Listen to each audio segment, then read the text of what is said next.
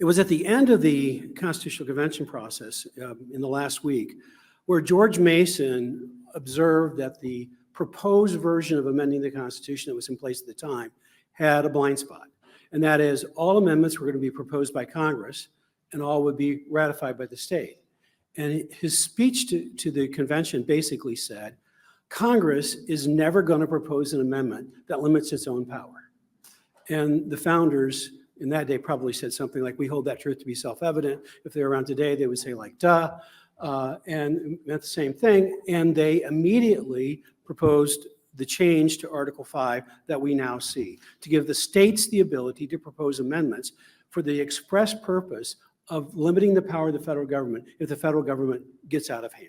That's the reason we had it. It was one more layer of the checks and balances process.